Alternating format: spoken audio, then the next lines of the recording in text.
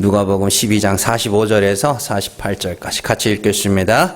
만일 그 종이 마음에 생각하기를 주인이 더디오리라 하여 남녀 종들을 때리며 먹고 마시고 취하게 되면 생각하지 않는 날 알지 못하는 시각에 그 종의 주인이 이르러 엄히 때리고 신실하지 아니한 자의 받는 벌에 처하리니 주인의 뜻을 알고도 준비하지 아니하고 그 뜻대로 행하지 아니한 종은 많이 맞을 것이요 알지 못하고 맞을 일을 행한 종은 적게 맞으리라. 무릇 많이 받은 자에게는 많이 요구할 것이요 많이 맡은 자에게는 많이 달라 할 것이니라. 아멘.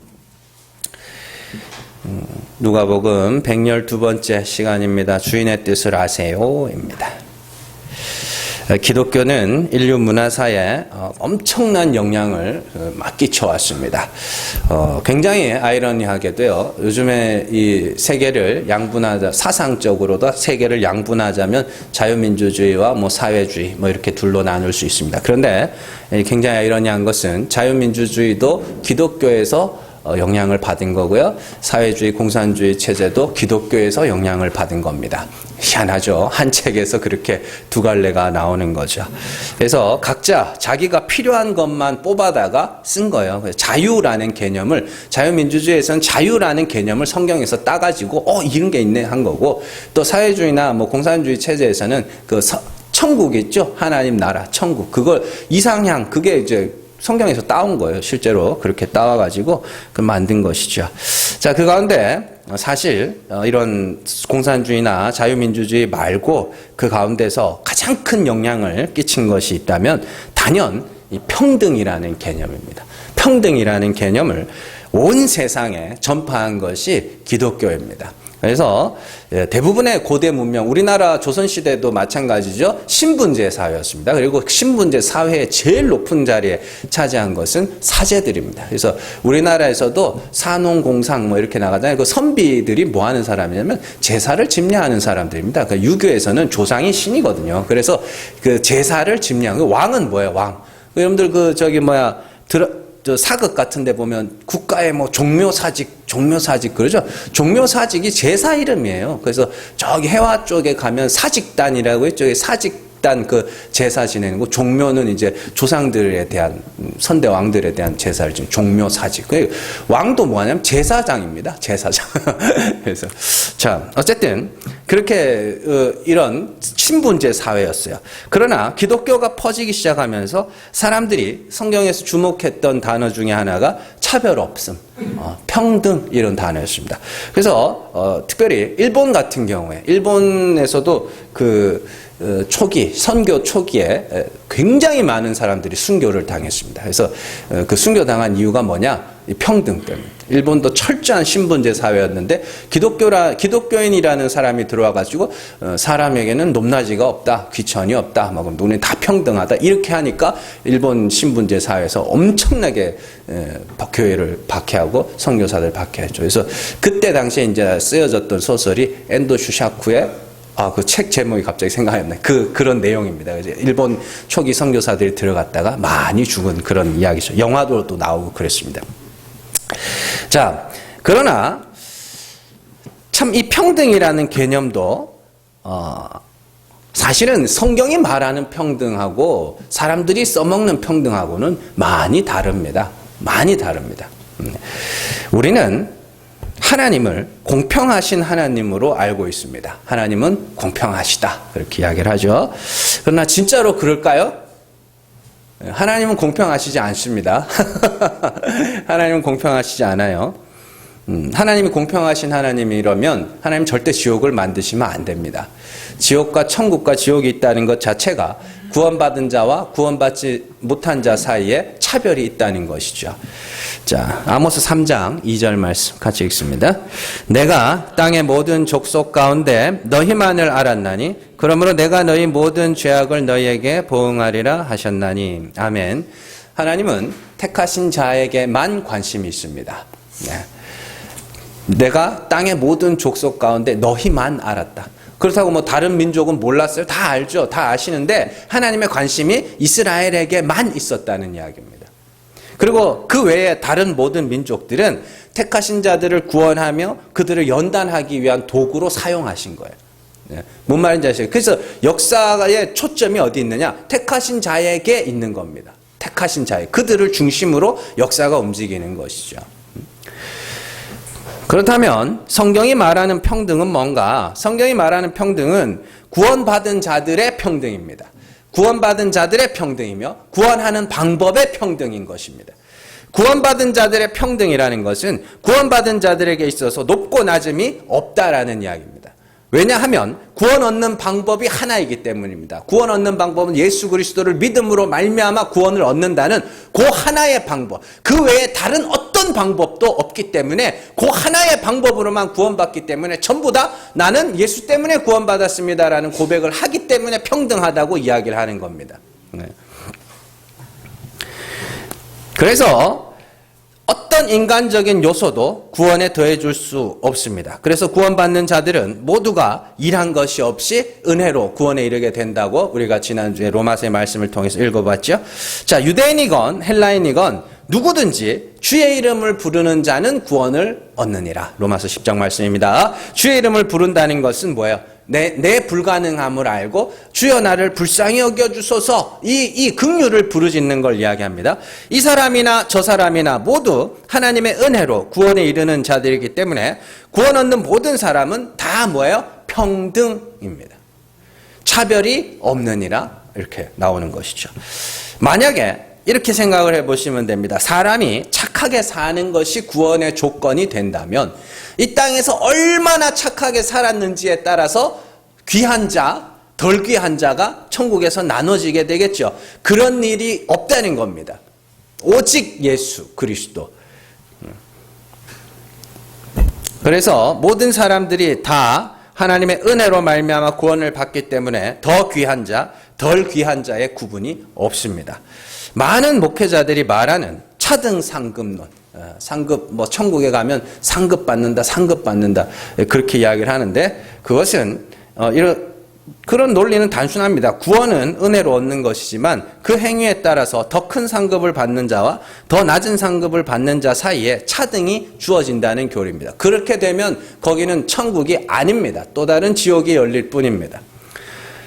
이는 하나님의 구원의 목적을 모르는 자들이 하는 소리입니다. 하나님의 구원의 최종 목적은 구원받은 자들이 하나님의 은혜를 찬송하는 겁니다. 그게 구원의 최종 목적입니다. 단순히 우리가 구원받는 게 끝이 아니라고요. 하나님의 은혜가 높임을 받는 것까지 가야 되는 겁니다. 구원이 끝이 아니라 찬송이 끝입니다. 천국은 사람이 얼마나 착하게 살고 훌륭하게 살았는가를 평가받는 곳이 아닙니다. 구원받은 성도들은 자신이 하나님의 은혜로 겨우 구원받았음을 알고 이 죽을 것을 살리신 하나님을 찬송하는 것, 거기가 하나님 나라입니다. 그렇기 때문에 거기서는 차별이 있으면 안 되고 높고 낮음이 있으면 안 됩니다. 오로지 구원하신 하나님의 은혜만 찬송을 받는 그런 곳이어야 하는 것이죠. 자, 에베소서 2장 8절에서 9절 말씀 같이 읽습니다. 너희는 그 은혜에 의하여 믿음으로 말미암아 구원을 받았으니 이것은 너희에게서 난 것이 아니요 하나님의 선물이라. 행위에서 난 것이 아니니 이는 누구든지 자랑하지 못하게 함이라. 아멘. 있습니다. 행위에서 난 것이 아니니 누구도 자랑할 수 없다. 오직 구원하신 하나님의 은혜만 찬송을 받는다. 자, 그래서 여기에 이러한 교리에 의문을 가지는 사람들이 있습니다. 어떤 질문을 하는 거죠. 천국에 상급이 없다면 사도들이나 그 여러 신앙의 선배들이 했던 그 많은 수고와 노력이 하나님 앞에서 어떤 인정도 받지 못하는 것인가?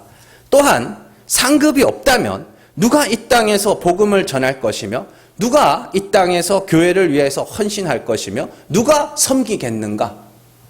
상급이 없다면 저는 이건 제가 직접 받은, 상급 없다고 우리 교회에서는 아닌데, 다른 교회에 있을 때 상급 없다 그랬더니, 막 와서 따지는 거예요. 상급이 없으면 누가 일하냐는 거예요. 그걸 뭐라 그러냐면, 노예 마인드라 그래요. 종들이나 하는 생각이죠. 얼마나 돈의 논리, 자본의 논리로 신앙생활하고 있는지를 단적으로 보여주는 질문들입니다. 내가 수고하면 어떤 식으로든 보상을 받아야 한다고 말하는 사람들. 거꾸로 말하면 보상이 없으면 절대 일하지 않겠다는 그 생각이 종의 마인드입니다. 노예의 생각들입니다. 종은 어떻게든지 내 수고에 대한 보상을 받으려고 합니다. 그러나 성경은 우리에게 아들이라고 칭하죠. 아들의 마인드를 가져야 됩니다. 우리는 하나님의 은혜로 그리스도 안에서 하나님의 아들이 되었습니다. 그리고 우리는 하나님의 나라를 상속받을 사람들입니다. 우리는 우리를 사랑하셔서 아들을 내어주시고 이 죽을 것을 대신하여 십자가에서 죽으신 예수 그리스도 안에서 하나님의 아들이 되어 하나님의 나라를 상속으로 주시는 그 하나님의 은혜에 감사하여 하는 겁니다. 그게 아들이에요. 아들이 부모를 섬기고 부모를 이렇게 공양할 때 참 보면은 요즘 애들은 참 나라가 참 5년 차입니다. 5년 차에 5년 아니구나. 2015년의 설문조사에 부모는 누가 공양해야 되나요? 라는 부모는 자녀가 공양해야 된다라는 그 질문에 50%가 오케이 했습니다. 찬성했습니다. 부모는 자녀가 돌봐야 된다. 2022년 7년이네. 2022년에 설문조사했습니다. 몇 프로 나왔게요? 20% 나왔습니다. 20%. 그래서 왜냐? 부모한테 들어가는 돈이면 자기가 한 번 더 놀러 갈 수 있고 한 번 더 정말 그렇게 생각하고 있습니다. 근데 그 와중에도 20%가 있다는 게 다행인 거죠. 자녀가 부모를 돌보는 자녀들을 보면 물론 그런 사람들도 있습니다. 부모한테 뺏겨 먹을 게 있어가지고 물려받을 유산이 있어가지고 그렇게 하는 자녀들도 물론 있습니다만은 근데 가끔 보면은 아무 기대할 것이 없는데도 그냥 우리 엄마 그 마음으로 해요. 우리 엄마 우리 아버지 그 마음으로. 그게 아들이라니까요. 근데 집에 보면 요즘에 요양보호사들 있죠. 요양보호사 제가 욕하는 건 아닙니다. 돈 받고 일하는 사람들입니다. 받은 만큼 일합니다. 우리도 그들에게 준 만큼만 바랄 뿐이고. 그게 종과 자녀의 차이라니까요. 성경이 그렇게 이야기를 합니다. 하나님, 내가 이렇게 하나님을 위해서 수고하고 고생했는데 상급을 안 줘 감히? 그건 종이에요. 아들은 우리 하나님 감사해서 그렇게 하는 겁니다. 또한 하나님은 일할 자들에게 일할 마음도 주시고 은사도 주시고 감당할 수 있는 힘과 능력도 주십니다. 오늘 말씀 마지막에 보시면 48절 물은 많이 받은 자에게는 많이 요구할 것이요 많이 맡은 자에게는 많이 달라 할 것이니 이렇게 되어 있습니다. 이게 뭐냐면요. 여러분들 이 주체가 누구예요? 많이 받은 자에게 많이 요구한다는 거 할 때 주체가 누구예요? 하나님이라니까요. 그러니까 여러분들이 되게 이 교회를 많이 오해하시는데 거 봐라. 하나님이 많이 받은 자에게 많이 요구하신다고 그러지 않았냐? 그러니까 이거 해. 이거 아닙니다. 그건 목사가 요구하는 거잖아요. 하나님이 요구하신다니까요. 하나님이 할 마음을 주신다니까요. 단적으로 우리가 성경을 통해서 보세요. 사도 바울을 이방인의 사도로 보내신 분이 누구예요? 하나님입니다. 누구도 가가지고 바울아 네가 네 신앙생활 하는 거 보니까 너는 선교사 해야 되겠다. 누구도 그렇게 말하지 않았습니다. 하나님께서 아나니아를 보내셔서 그를 이방인의 사도로 부르셨다 택하셨다는 걸 말씀을 하시고 그리고 시간이 지나서 안디옥 교회에 있을 때 성령이 임하셔서 거기서 사도 바울과 바나바를 분리시켜라. 그리고 너희는 어떻게 해요? 이방인의 사도로 가라. 이렇게 시켰다니까요. 사람이 요구한 게 아니에요. 베드로 역시도 마찬가지고요. 베드로 역시도 오순절날 성령 받고 나서 누가 베드로 등 뛰면 야 설계 우리는 못하게 네 안 그랬다니까요. 하나님은 받은 은혜대로 그들에게 직접 요구하셨고 그들은 하나님의 요구에 응했을 뿐입니다. 누가 그걸 시키는 게 아니라니까요. 이건 목사가 성도들에게 하나님이 많이 받았으니까 헌금 내세요. 이런 거 아닙니다. 하나님이 그렇게 유치하게 일하시지 않아요. 하나님은 일하는 자에게 마음을 주시고 은사를 주어 섬기게 하십니다. 그래서 하나님이 요구하시는 대로 섬기는 자들은 모든 일을 은혜로 감당하게 되는 것이죠. 그게 사도 바울의 이야기예요. 내가 참 모든 성도들 중에 제일 작은 나를 하나님께 사도로 세우셨다. 내가 은혜로 그 모든 것들을 감당했다. 그렇게 이야기하지 않습니까? 그러나 은혜를 알지 못하여 사람이 시키는 대로 일하는 자들은 항상 헌신의 대가를 요구하게 됩니다. 노예들이죠. 교회를 시끄럽게 하는 자들이 이런 사람들입니다. 하나같이 자기의 수고와 노력과 헌신과 헌금의 대가를 요구하는 자들입니다. 차라리 아무 일도 하지 않고요, 조용히 교회만 다니는 사람들은 절대로 교회를 시끄럽게 하지 않습니다. 교회가 성도들에게 헌금을 강요해서는 안 되는 이유가 거기에 있습니다. 헌금은 하나님의 은혜에 감사해서 드리는 겁니다. 그런데 목사가 강요하여 감사가 빠진 헌금을 하면 반드시 거기에 대한 대가와 보상을 요구하게 됩니다. 그건 헌금을 드렸다고 하는 것이 아니라 돈을 냈다고 하는 것입니다. 그러면 이렇게 질문하는 사람이 있습니다. 헌금을 강요하지 않으면 교회가 문을 닫는다고 하는 사람도 있습니다. 헌금을 강요하지 않아서 교회가 문을 닫아야 된다면 그 교회는 문을 닫는 게 맞습니다. 그 교회는 성도들의 수준이 그밖에 안 되는 거거든요. 또한 성도들에게 헌신을 요구하지 않으면 교회에 일할 사람이 없다고 하는 사람들도 있습니다. 그러면 교회가 일하는 곳이에요? 무슨 일을 그렇게 많이 해요? 안 하려고 치니까 아무것도 안 해도 되잖아. 아니, 일을 안 만들면 안 해도 돼. 그러니까 일을 만들어요, 다. 왜 그런지도 알아요, 저는. 그러니까 우리 교회는 이게 우리 건물이 아니잖아요. 우리 건물이 아니니까 제가 이 건물에 대한 뭐 그런 욕심이나 하나도 없습니다. 그냥, 아이고, 좀 기회 되면 빨리 옮겼으면 좋겠다. 이런 마음은 하지만. 근데 이 진짜 막 몇십억, 작게는 몇십억, 많게는 몇백억씩 돈 들여가지고 건물 지어 놓으면 그 건물이 이렇게 평일에 노는 걸 볼 수가 없어요. 그러니까 그 어떻게든 뭘 해야 되는 거예요, 거기서. 그래서 일을 만드는 거고, 그러나 교회의 본질은 와서 여러분들이 여기서 하나님이 어떤 분인지를 배우고 그 하나님과 화목하여 구원에 이르게 되는 그걸 하는 것이 교회의 본질입니다. 목적이고요. 그리고 여러분들에게 하나님이 마음 주시는 대로 가서 열심히 복음 전하고, 우리 교회 지금 전도지 8,000장 찍어놨는데 이거 뭐 한 달 반 만에 다 나갔어요. 내가 뭐 권사님 가져가셔요 뭐 이래요. 그냥 광고나 가져가서 돌리라고 이러지. 이렇게 하는 마음이 있으면 한다니까요, 다. 욕심이 많으니까 그러는 거지. 성도들이 일해야 하는 곳은 자기 직장이며 자신의 가정이며, 성도가 해야 하는 일은 직장에서 가정에서 자신의 맡은 일을 열심히 하고, 또한 거기서 하나님이 어떠한 분인지 말씀으로 삶으로 나타내며 살아가는 것이 성도의 일인 것이죠. 물론 예배당에서 필요한 일들이 있습니다. 그러나 그 일들도 하나님이 마음을 주시고 또 상황과 형편이 되는 성도들이 하면 되는 겁니다. 우리 교회는 여러분들 뭐 청소하는 거, 뭐 밖에서 주차 안내하시는 분들 또 한 번씩 이렇게 사고가 나요. 이 교회가 물이 막 새고 막 이렇게 난리가 나면 그때 그냥 시간 되시는 분들 오셔가지고 또 하고, 뭐 그게 다입니다. 그 다른 일들을 할 이유가 없어요. 오셔서 말씀 잘 들으세요. 말씀 잘 들으시고 잘 배우시고, 아, 하나님이 그런 분이구나. 아, 하나님이 이런 뜻을 이렇게 구원하시는구나.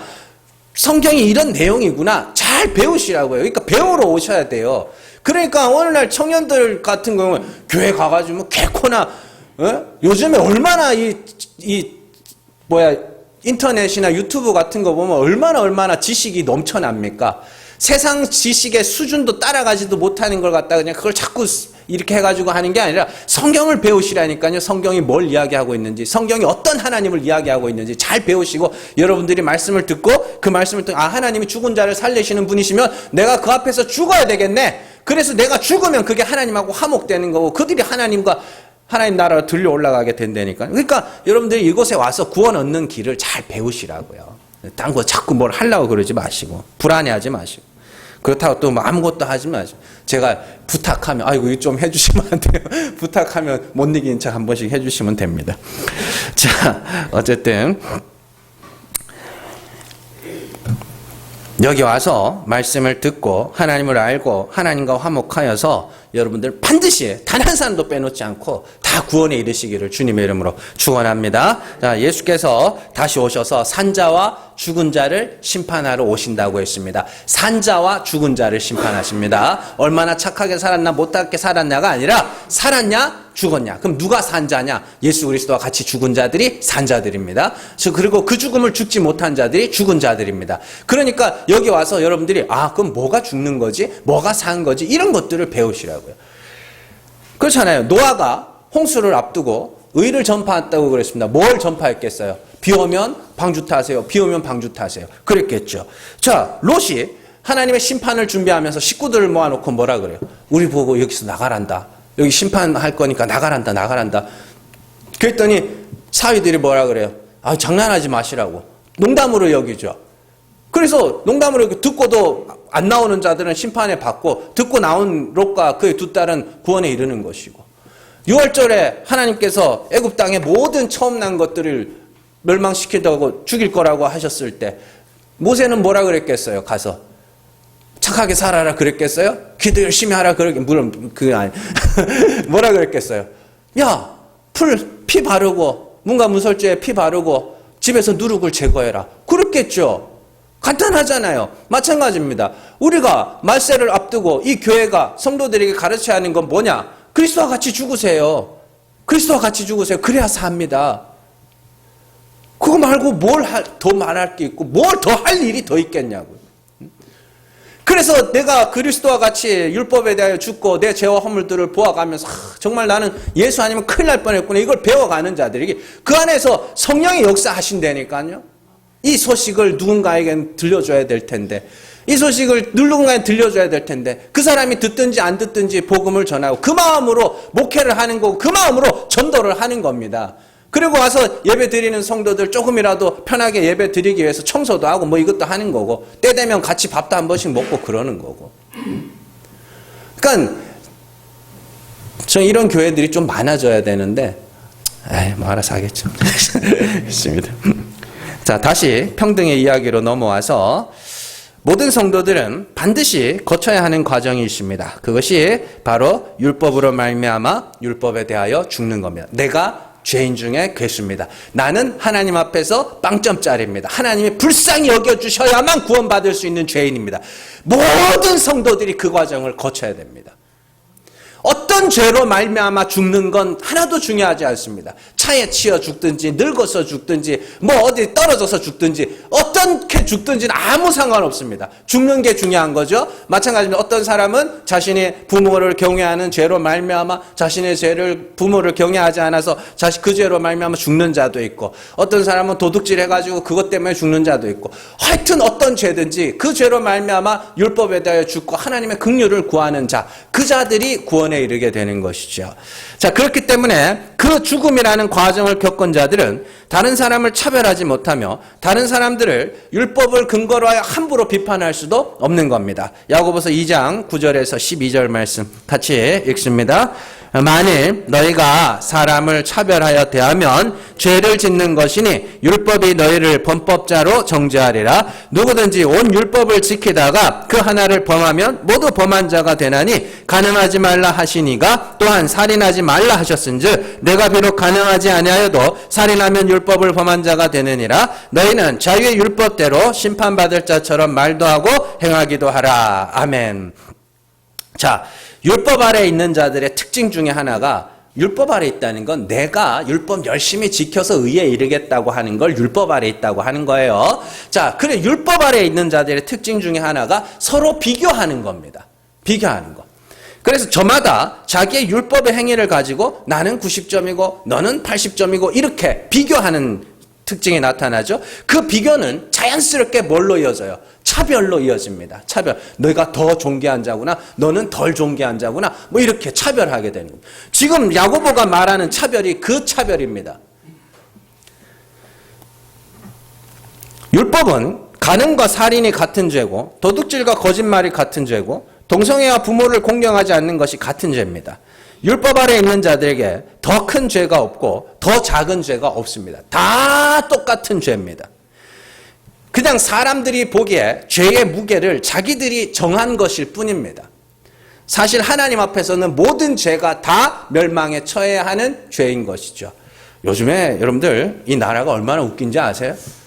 최근에 이제 뉴스가 하나 났습니다. 정화조에서 이 사람 시체가 발견됐어요. 뼈가 발견됐죠. 살은 다 녹고. 이게 유전자 감식을 해봤더니 죽은 지 5년 됐어요. 5년 된 할머니. 그래서 수소문을 해봤는데 5년 만에 그 집 며느리가 자수를 했어요. 그러니까 며느리가 시어머니를 이렇게 치매 걸린 시어머니일 겁니다. 죽였어요. 때려서 죽이고 그 시체를 정화조에다 유기를 한 거죠. 그 5년 만에 발견됐습니다. 그래서 형벌이 얼마 나왔느냐? 3년 나왔습니다. 그런데요. 어떤 남자애가 여자애를 이렇게 따라갔어요. 따라가가지고 이렇게 가슴을 만지고 도망갔어요. 잡혔어요. 형벌이 얼마 나왔냐면 4년 6개월이 나왔습니다. 그러니까 살해, 시체 유기 이 3년.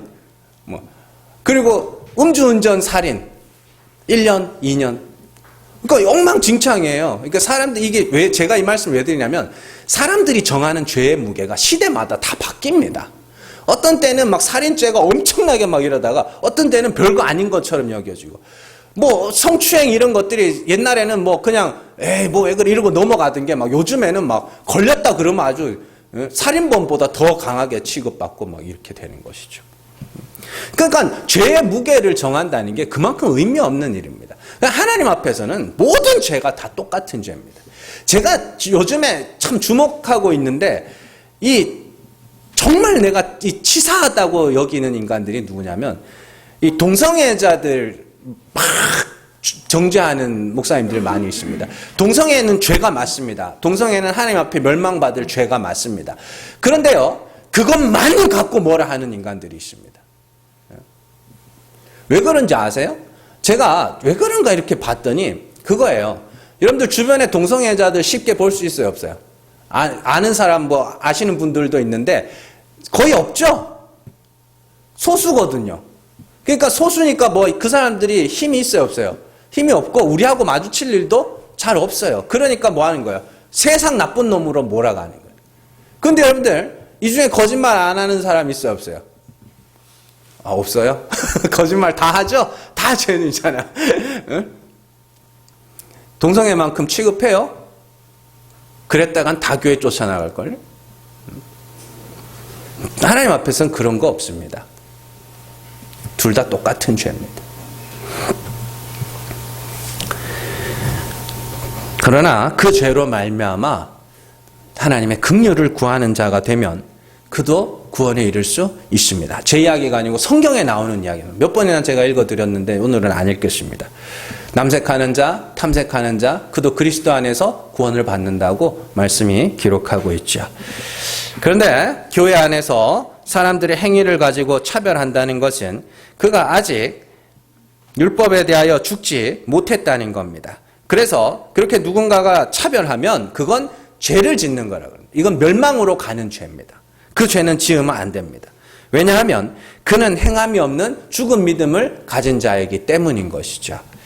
그래서 예수님이 말씀하시죠. 정죄하고 비판하지 말고 아니요 이게 뭐냐면 좋으면 좋다, 싫으면 싫다 그렇게 이야기를 하라고 그러는 겁니다. 사람들에게 뭐 말씀을 갖고 하나님 앞에서 어쩌고 저쩌고 이런 소리 하지 말라는 이야기입니다. 함부로 하지 말라는 거예요. 예수 그리스도 안에서 구원을 받기 때문에 그 사람의 행위로 판단하지 말라는 겁니다. 뭐 하라는 거예요? 내가 싫어, 내가 좋아, 네가 그렇게 하면 내가 싫어 이걸 하라는데 그 뭐 어려운 것도 아닌데 왜 그걸 못 고치는지 모르겠어요. 내가 싫은 거예요, 사실은. 아니, 한번 보세요. 교회 세습이 죄입니까? 에? 교회 세습이 죄예요? 큰 교회를 세습하면 죄고 작은 교회를 세습하면 훌륭한 아들이고 그런 거예요? 저희 형님이 저희 아버님 교회를 세습했습니다. 근데 참 목사님들이 주변에 목사님들이 와가지고 자식 잘 키웠다고 교회가 작거든요. 자식 잘 키웠다고 훌륭한 아들만 뒀다고 이 아버지 이 교회를 물려받아서 한다는 게 대단한 거라고 막 그러더라고요. 근데 이제 요 주변에 몇몇 교회가 세습을 했단 말이에요. 온갖 동네에서 다 뛰쳐나와가지고 하나님이 무섭지 않냐고. 지가 싫은 거예요, 그냥. 자기가 싫은 거예요. 그러니까 뭐 그게 뭐 하나님하고 뭔 상관인데 그게. 그러니까 내가 싫은 거죠. 내가 싫은 거지.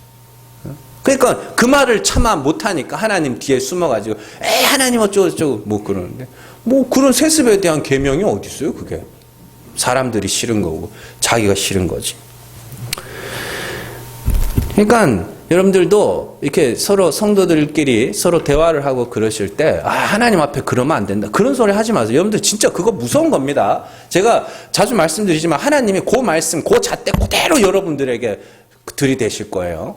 그럼 항상 그런 마음을 갖고 사셔야 됩니다. 하나님이 내가 만약에 너 하나님 앞에서 거짓말하면 안 되지. 그럼 하나님이 똑같은 잣대를 여러분들 넌 거짓말 안 했어? 그렇게 되는 거예요. 그게 율법 아래 있다는 겁니다. 율법에 대하여 죽었다는 건 율법에 대하여 밖에 뛰쳐나와가지고 가만히 보니까 누가 싫은 거예요? 내가 싫은 거예요. 근데 그건 또 못하겠으니까 그냥 하나님 뒤에 숨어가지고 그러지 마시라고. 여러분들 믿음을 지킨다. 믿음을 지킨다는 게 뭐예요? 믿음을 지킨다는 게. 믿음을 지킨다는 건 교회 안 빠지고 잘 나오는 게 아닙니다. 그렇다고 빠지라는 소리는 더더욱 아니고 믿음을 지킨다는 건 나는 하나님의 은혜가 아니면 절대 구원받지 못할 죄인입니다라는 그 마음을 지키는 겁니다. 나는 예수의 십자가가 아니면 저주받을 수밖에 없는 죄인입니다 하는 그 마음을 지키는 걸 믿음을 지킨다고 이야기합니다. 나는 하나님이 살리셔야 할 죽은 자입니다라는 걸 고백하는 자가 믿음을 지킨다고 하는 거예요.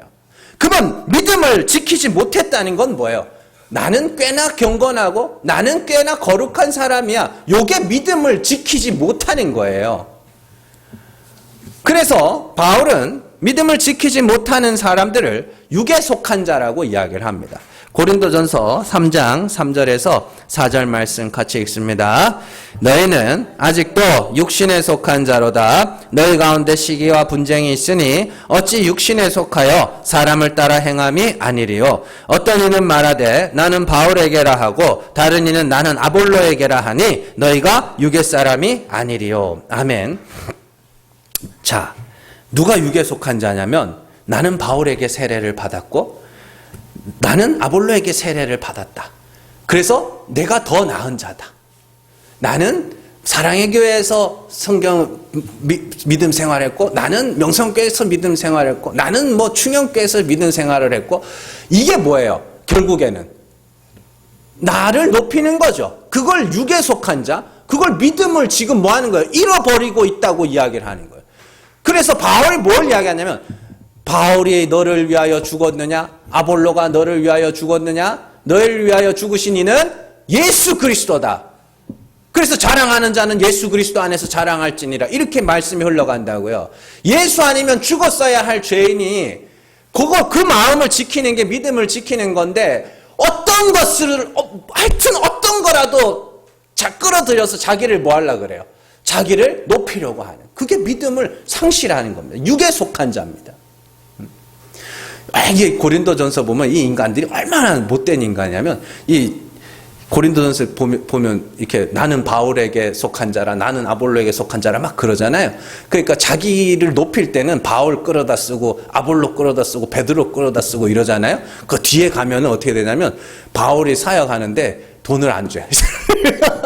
사례비를 안 줘. 그래서 바울이 진짜 속 뒤집어질 것 같아요. 저거 이름 저거가 더 나은 사람이라고 하려고 할 때는 뭐 나는 바울에게서 세례 받았어. 나는 아볼로에게 세례 받았어. 그러다가 선교하는데 후원금 좀 보내달라고 했더니 싫은데? 뭐 이러고 있는 거. 그게 고린도전서 안에 나오는 내용입니다. 자, 어쨌든 여러분들 성령을 따라 행하면 나는 예수 아니면 아무것도 아닙니다라는 그 마음을 지키게 되고요.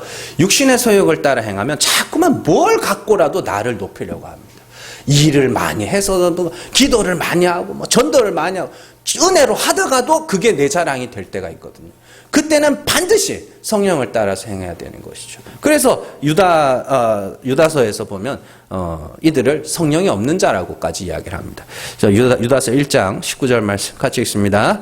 이 사람들은 분열을 일으키는 자며 육에 속한 자며 성령이 없는 자니라. 아멘. 고린도서 3장 3절에 보면 너희는 아직도 육신에 속한 자라 너희 가운데서 시기와 분쟁이 있으되 이렇게 나오죠. 유다서 1장 19절에서 이 사람들이 뭐라 그래요? 분열을 일으키는 똑같은 이야기라니까요. 자꾸만 자기를 높이려고 하는 거예요. 아니요. 여러분들 믿음 지키셔야 됩니다. 나는 예수 아니면 아무것도 아닌 자입니다. 그 마음을 지키셔야 돼요. 무슨 대단한 일을 한다 할지라도 그 마음을 지키셔야 됩니다. 오늘 말씀에서 예수님이 말씀하시는 자들이 이런 자들입니다. 육에 속한 자들.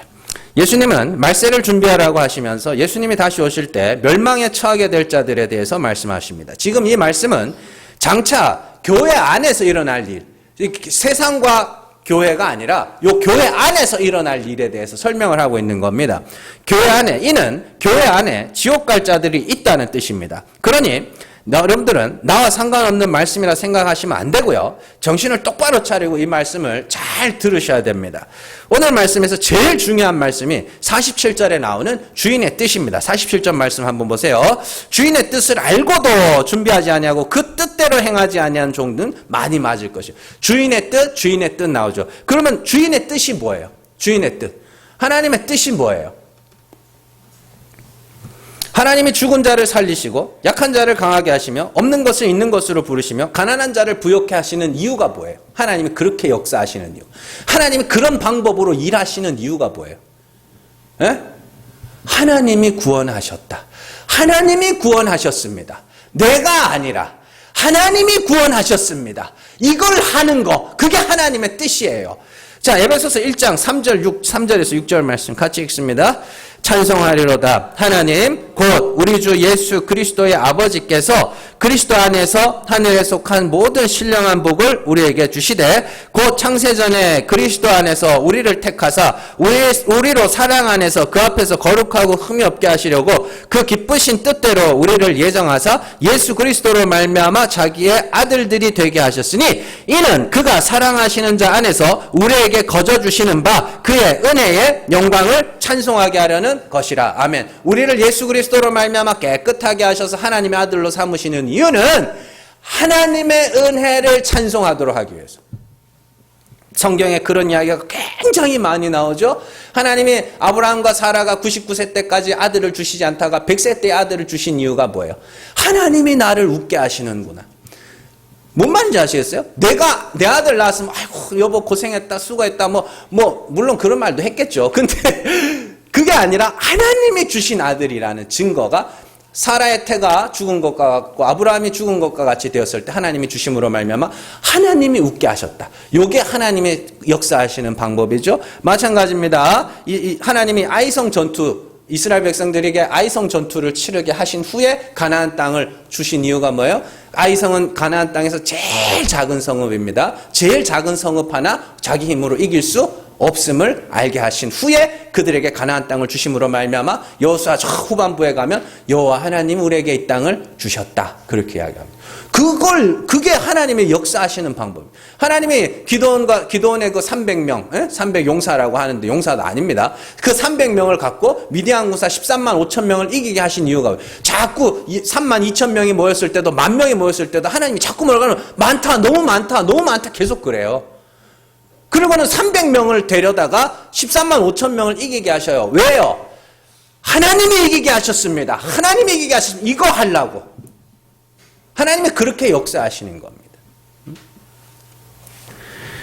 마찬가지로 하나님이 죄인인 우리를 예수 그리스도로 말미암아 깨끗하게 하셔서 구원하시는 이유는 하나님이 구원하셨습니다. 하나님이 구원하셨습니다. 이거 하게 하시려고. 그래서 제가 앞에도 말씀드렸지만 구원의 끝은 뭐예요? 찬송이어야 한다니까요. 식사 준비의 끝은 뭐라 그랬어요? 식사 준비의 끝은 설거지입니다. 밥 먹고 누우면 안 돼요. 밥 먹고 누우면 안 되고 뭐 해야 돼요? 설거지까지 해야 됩니다. 청소 다 했으면 청소 도구도 다 제자리에 갖다 넣어야 끝나는 겁니다. 마찬가지예요. 우리가 구원받는 게 끝이 아닙니다. 구원받는 게 끝이라면 그건 아무 그거 없어요. 구원받는 게 끝이 아니라 하나님이 나를 구원하셨습니다. 나는 아무것도 아닙니다. 그래서 우리가 앞서서도 우리가 면류관 벗어서 찬송 드렸지만 이게 요한계시록에 나오는 장면입니다. 하나님께서 구원받은 자들에게 면류관을 씌워주십니다. 그러면 그 보좌 앞에서 면류관들을 다 내려놓습니다. 왜냐하면 하나님이 구원하셨거든요. 하나님이 구원하셨거든요. 내가 구원받았으면 면류관 쓰고 있겠죠. 그러나 다 내려놓습니다. 천국은 그런 자들이 가는 곳입니다. 나는 하나님의 은혜가 아니면 아무것도 아닙니다라는 그 고백을 하는 자가 가는 곳이 천국입니다. 그렇다면 말세를 준비하는 우리가 해야 하는 일이 뭐냐? 나의 의를 제거하며 하나님의 의로 채우시기를 기다리는 겁니다. 그것이 우리가 지난 시간에 살펴본 내용이죠. 내 소유를 팔아 다른 사람을 구제한다는 건 단순하게 누군가를 구제하는 게 목적이 아니라 내 의를 비워가는 것, 그것이 초점이 있다고 그렇게 했습니다. 자, 그런데 그에 반하여 오늘 말씀해 보면 누군가가 종들을 때리며 취하며 먹고 마시는 자들이 있다고 이야기를 합니다. 그리고 그들이 그렇게 하는 이유를 뭐라 그러냐면 주인이 더디 오리라 생각하기 때문이라고 이야기를 합니다. 여기에 사용된 단어들이 모두 비유적인 표현입니다. 자, 하나님의 뜻이 구원받은 자의 찬송이라는 것을 알면서도 자기의 행위를 가지고 사람들을 차별하고 정죄하고 멸시하고 비판하는, 그게 다른 사람을 때리는 겁니다. 야고보에서 말하는 그 이야기, 차별하는 이야기. 많은 행위를 가진 사람들을 보고 당신은 훌륭한 사람이니까 여기 앉으셔서, 죄인들 보고 저 죄인들 저기 밑에 내 발등상에는 앉아 있으라고 이렇게 말하는 그 차별을 이야기하는 거예요. 그게 다른 사람을 때리는 겁니다. 또한 취하며 먹고 마신다는 건 잔치를 상징하는 건데, 율법의 잔치, 행위의 잔치가 교회 안에서 벌어지면 어떤 일이 생기는가 하면 각자가 자신의 행위를 드러내며 사람들이 서로 뭐 하는 거야? 높여줍니다. 기도대장, 전도대장, 봉사대장, 그게 잔치예요. 이런 잔치가 교회에 있으면 안 된다니까요. 교회는 그런 잔치를 벌이는 곳이 아니라니까요. 교회는 내 죄를 바라보고, 그래서 어떻게 해요? 하나님이 나를 불쌍히 여기셔 겨우 구원받는다는 걸 고백하는. 그래서 고린도서에 보면 사도 바울이 그런 이야기를 합니다. 우리가 죽은 자 같으나 살았고, 근심하는 자 같으나 기뻐하는 자요, 아무것도 없는 자 같으나 모든 것을 가진 자로다. 이런 말씀을 왜 나오냐면, 나를 보면 구원받을 그 자격이 하나도 없는 거라. 자꾸만 내 죄만 보이는 거라. 그런데 어떻게 해요? 내 죄가 드러나면 드러날수록 예수 십자가만 보이게 되는 거예요. 그래서 나를 보면 근심하지만 예수 때문에 뭐 하는 거야? 웃고 기뻐하고. 그 이야기라니까. 그게 성도들의 신앙의 삶입니다. 그것이. 이 잔치, 교회 안에서 일어나는 잔치에 대해서 예수님이 말씀하신 것이 있습니다. 마태복음 23장 5절에서 7절 말씀 같이 읽습니다. 그들의 모든 행위를 사람에게 보이고자 하나니 곧 그 경문띠를 넓게 하며 옷수를 길게 하고 잔치의 윗자리와 회당의 높은 자리와 시장에서 문안받는 것과 사람에게 랍비라 칭함을 받는 것을 좋아하느니라. 아멘. 사람에게 보이기 위한 행위. 경문띠라는 건 여기 이렇게 붙이는 거고, 옷술, 이게 뭐냐면 자기의 행위를 기록해 놓는 겁니다. 나는 금식을 얼마나 했고 헌금을 얼마나 했고 이런 것들을 잔뜩 적어 놓습니다. 이만큼 적어 놓습니다. 그리고 서로 보고 뭐예요? 니는 그만큼 했구나. 니는 그만큼 했구나. 그게 잔치예요. 율법의 잔치, 행위의 잔치. 다 필요 없습니다. 예수 아니면 아무것도 아닙니다.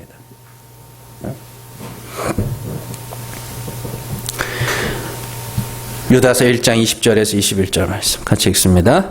사랑하는 자들아, 너희는 너희의 지극히 거룩한 믿음 위에 자신을 세우며 성령으로 기도하며 하나님의 사랑 안에서 자신을 지키며 영생에 이르도록 우리 주 예수 그리스도의 긍휼을 기다리라. 아멘. 여기 뭐 여러 가지 표현이 나옵니다. 믿음 위에 자신을 세우고 성령으로 기도하고 사랑 안에서 자신을 지켜라.